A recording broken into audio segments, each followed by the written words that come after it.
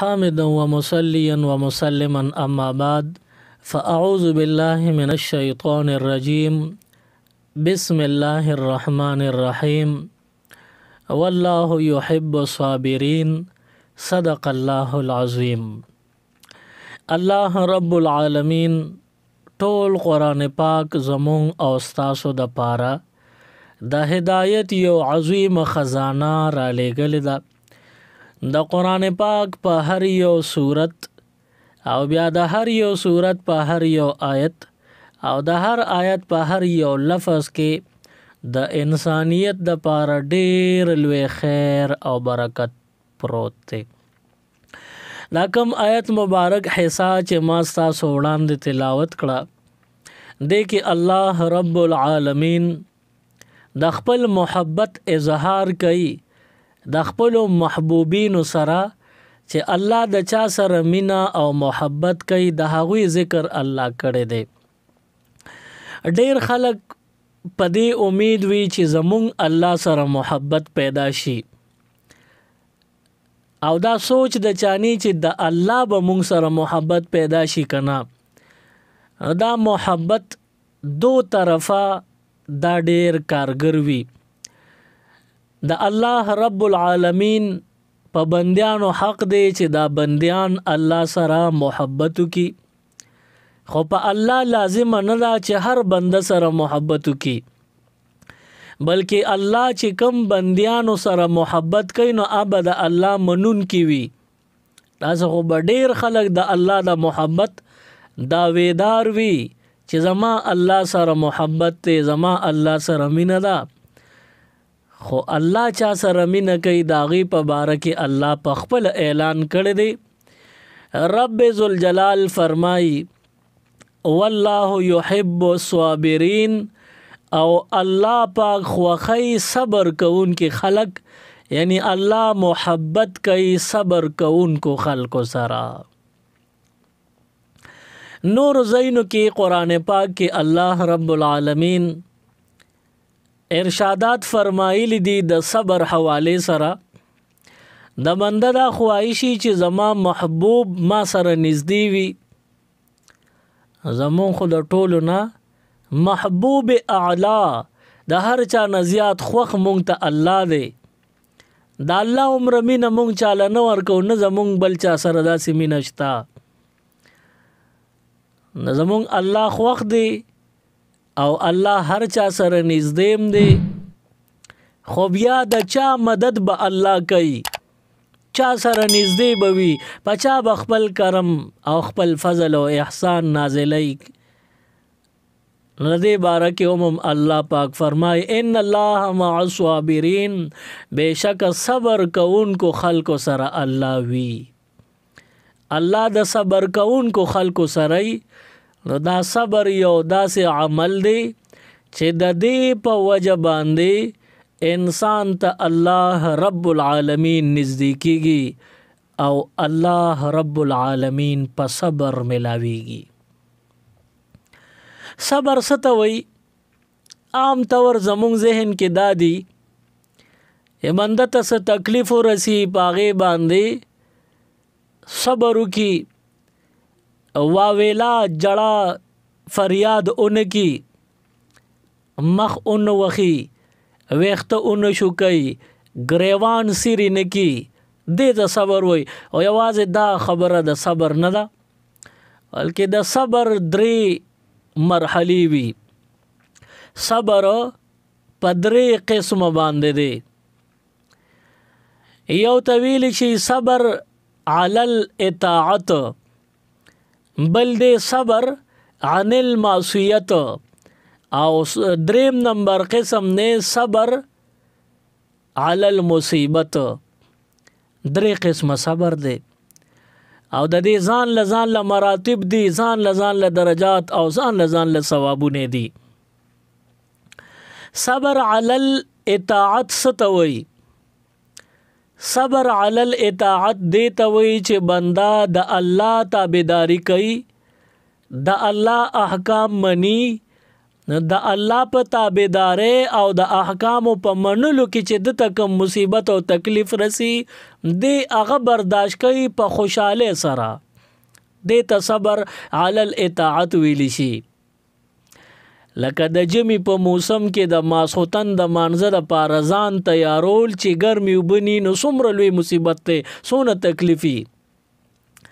د یخنې په موسم کې د سحر مانزه د پارزان تیارول چې ګرمي وبنوي نو سنگل وی تکلیف بند ته رسیږي. او بیا په یخنې کې د کمبل نه راکوزیدل او جمعات تتلل یا زنانه مصلی لذي د ګرم کټ نه راپاسي نو دا د الله په اطاعت او په تابعداري په لار کې د تکلیف رسیدي برداشت کوي په خوشاله دی دا پروا نه کوي چې ماته تکلیف رسی دی په خوشاله سره دغه تکلیف برداشت کوي نه دی طویل شي صبر علی الاطاعت. یا یو بنده دی حج لاړه عمره لاړه نو د چې کوم مال تاوان کیږي پیسې لګيږي حج عمره یا الته بدن ستړي کیږي تکلیفونه وته رسیږي او دا په خوشي برداشت کوي نه دا خو په اطاعاتو کې لګیا دی چې په طاعاتو کې بنده لګي او کوم مصیبتونه تکلیفونه پریشانه رسی او په خوشي یې برداشت کوي نو دې ته صبر علی الاطاعت وای دی برداشت کوي پنه کولارو کې چې د تکم تکلیف رسی دا برداشت کوي دیتا صبر علی الاطاعت وی. دا یو درجه شوا. دویم قسم صبر عن المعصیت تی یعنی د ګناه نه ځان ساتل او چې کوم تکلیف د باندې تیر شي هغه په خوشی برداشت کول دیتا صبر عن المعصیت ویلی شي. لکه یو بنده دی سم ډیر مال د حرام وته ملاویږي او سم ډیر وی د دړه غواړي چې دا حاصل کم او پاسانه لاس لرازي پاسانه ملاويږي دا غي باوجود دی وتړو کلک کی لاس نکی ورتا هغه مال حرام هغه ته لاس اوننسی او دته نه ځان اوساتی نو په دې ځان ساتلو باندې د تکلیف خو ورسېدو د ګناه د عمل نه یې ځان وساتو نو دا ځان ساتل دته خو معمولی تکلیف ورسېد نو په دې تکلیف رسېدو دې طویل شي صبر عن المعصیت د ګناه نه صبر کړی دی پرهیز کړی دی او پاغه پرهیز کولو چې کوم تکلیف هغه برداشت کړم دی دا دویمه درجه د صبر شو. او دریمه درجه د صبر هغه طویل شي صبر علی المصیبت بنده ته تکلیف اور رسیدو او هغه د الله د طرف نه وګڼي چې بس دا کار د الله د طرف نه وشو زما پکې هیڅ وس نه رسی نو چې د الله د طرف وګڼو صبر یو ک برداشت یو کو دې طویل شي صبر علی المصیبت. اوس دا درېمه درجه د صبر وا. اوس د دې د ثوابونو او د مراتب ذکر به وکړو. کتاب لیکلی دی کوم چې صبر علی الاطاعت دی پنیکه باندې تا ته تکلیف رو رسیدو تا غ برداشت کې صبر دې پیوکو لکه موږ لذي پلار ته تکلیف رسیدو یا د یخنې په موسم کې ګرم کټو بستر دې پرې خو جمعات ته روان شوي یا ګرمي وبنوي په یخو بو دې ځان تیار کو تا ته خو په دې نیک عمل پلار کې تکلیف ورسو تا برداشت کو په خوشه په دې بتا ته سم ملاويږي.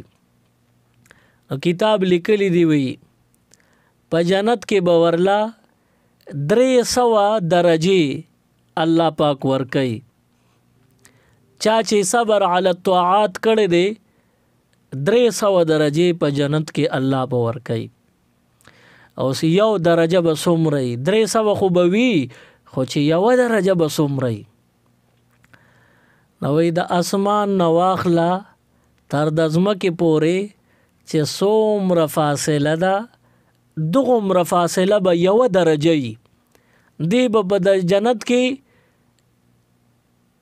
300 درجې اوچتي د نورو جنتیانو نه، او یو درجه د اسمان نه تر د ځمکې څونه لوی فاصله ده، دومره یو درجه ده، نو چې 300 درجې به څومره بری.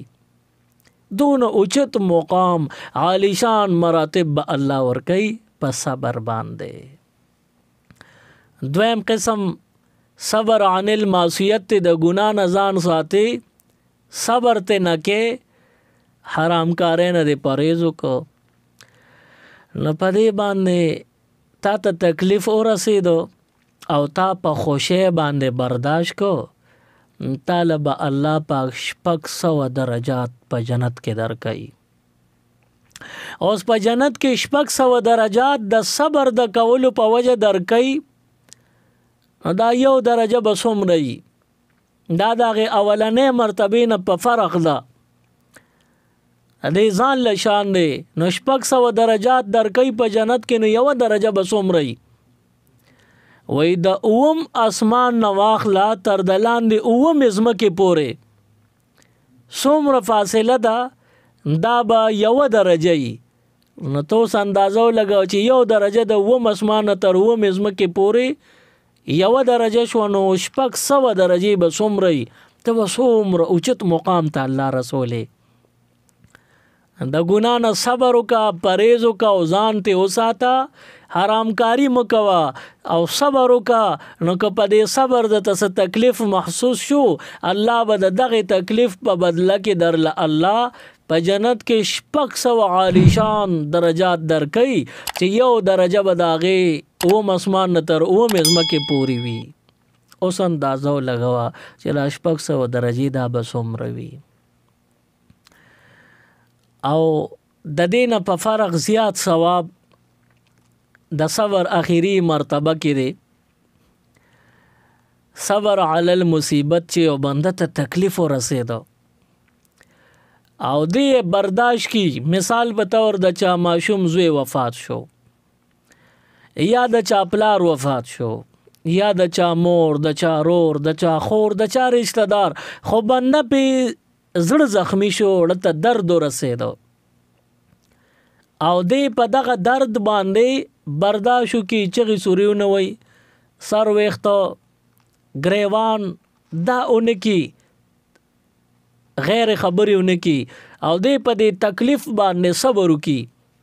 ای الله ستا د طرفه زه خو بېوسه یم، چې داسې ووي دله به الله پاک په جنت کې 900 درجې ورکوي، او یو درجه به څومره وي؟ 900 درجو کې هره درجه به څومره وي؟ د 9 اسمان نه بره عرش معلا دی، د الله عرش، او د 9 ځمکې نه ښکته تحت الثرا، نه تحت الثرا نه والا تر د پورته عرش معلا پورې څومره فاصله ده، د جنت یو درجه به دومره وي. داسې به 900 درجې درکوي چې تا ته تکلیف او صدمه ورسېد او تا برداشت کړه، الله به 900 درجات د جنت مفتو کې درکوي. نو معلومه شوه چې انسان ته تکلیف خامخا برسي، خو دی به دا برداشت کوي، ځان کې د صبر ماده به پیدا کی. او چې یو بنده وایي چې زه برداشت نه کومه، زه صبر نه کومه، نو دې څه کولی شي؟ د چا زوی وفات شو او دا مور پلار یې وایي چې مونږ صبر نه کوو، نو دې څه کولی شي؟ دا خپل بچی په بې صبرۍ را واپس کولی شي؟ کله هم نه.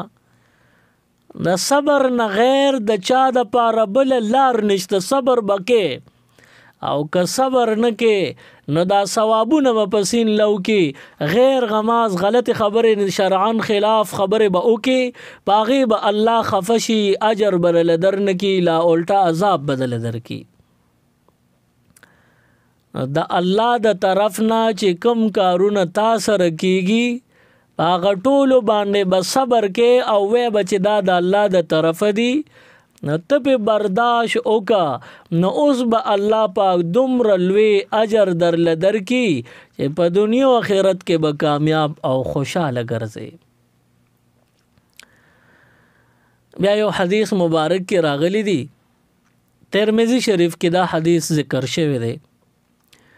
پیغمبر علیه السلام فرمایي چې یو بنده د هغه نابالغ اولاد وفات شي، ماشوم بچی وفات شو، نو الله پاک د فرشتو نه تپوسو کی چې زما د بنده نه دی اولاد واغستو، یعنی داغه د اولاد نه دی روح قبض کو. وی دا فرشتي وته وی چې پروردگار روح هم ته نه واغستو، روح هم ته نه قبض کو. وی الله پاک ته نه تپوس کوي دی فرشتو نه چې زما د بندا د زړه د باغ میوه دی وشو کولا.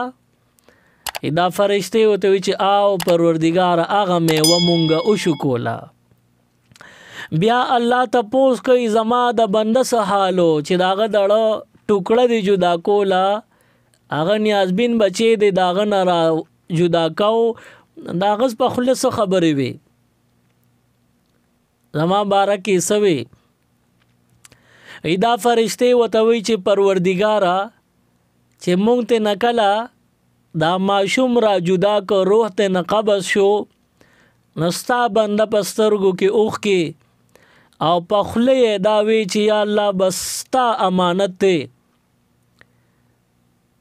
ستا د پاره تعریفونه دي، او بیا دا وی چې انا لله و انا الیه راجعون.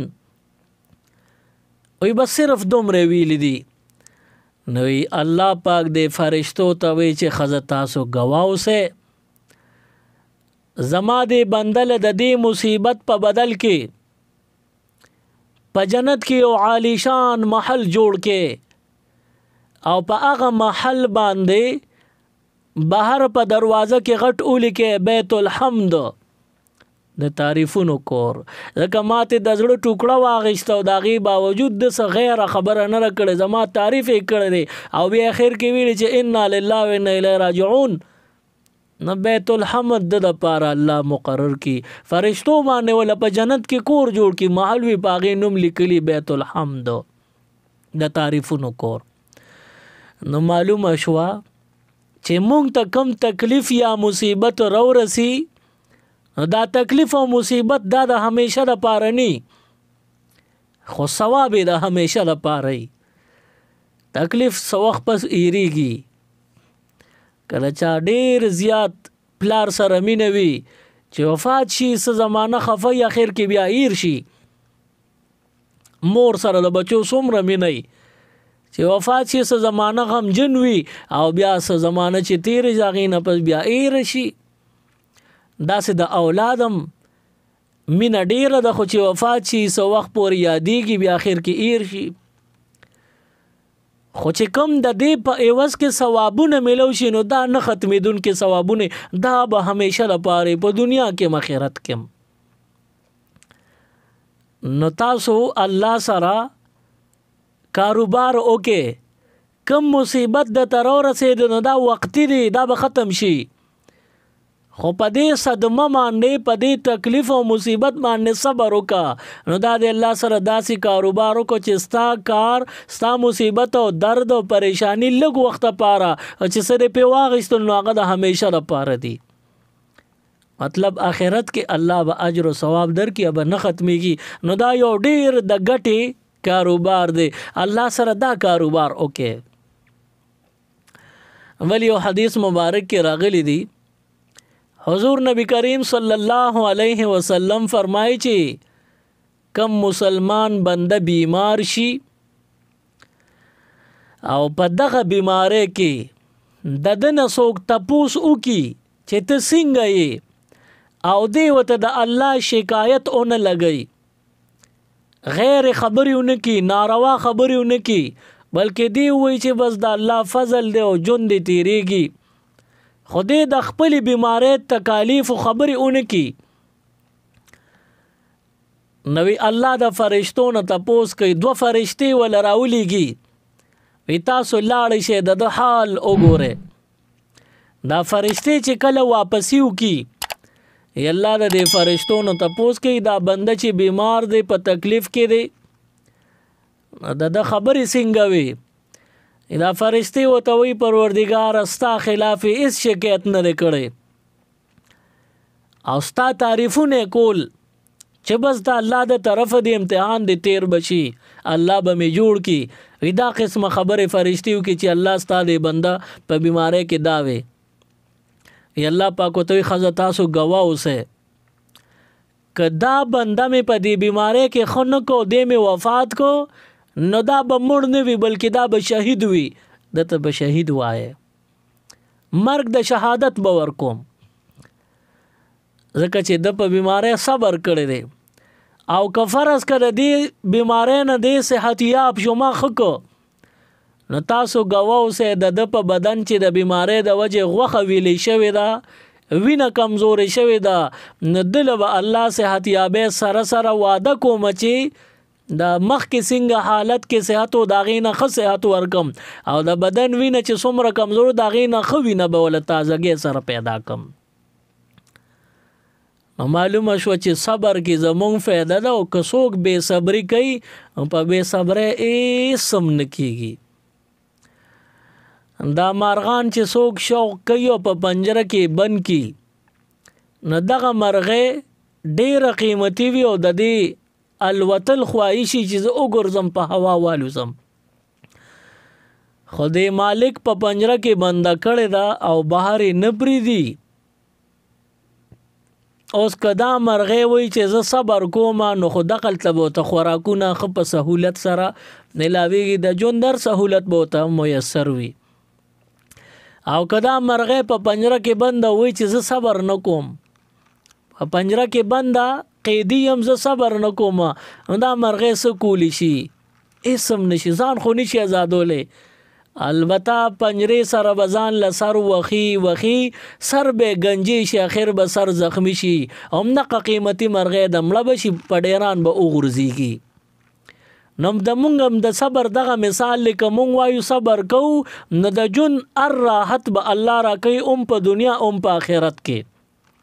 او که مونږ وی چې نه صبر نه کوو بې صبري کوو نو په بې صبرۍ به صرف ځان له نقصان کوو هېڅ هم د الله نشو کولی.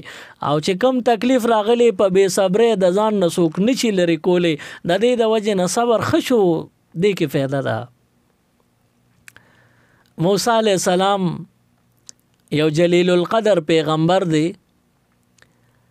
او د هغې قوم کې بعضې منونکي خلک وو.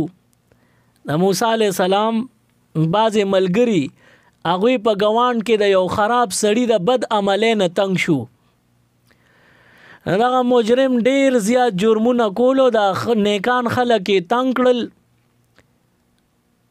نو موسی علیه السلام له راغلل او ورته یې وویل د دې سړي نه مونږ خلاص کا.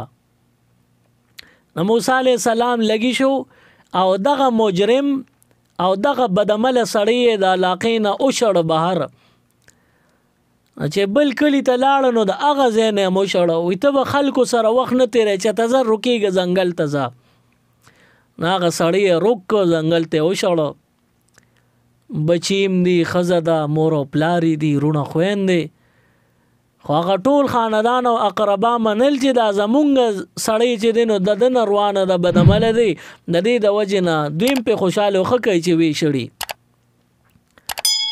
بس دغه سړی لاړ مسافر شو په یو ځنګل کې غرو په غر کې غارو هغې کې دننه یې ځان له ځای سم کو او داسې خشکې او بیابانو چې هلته څه چرند پرند وغیره هېڅ هم نو شینکۍ وغیره نه وي هېڅ هم نو.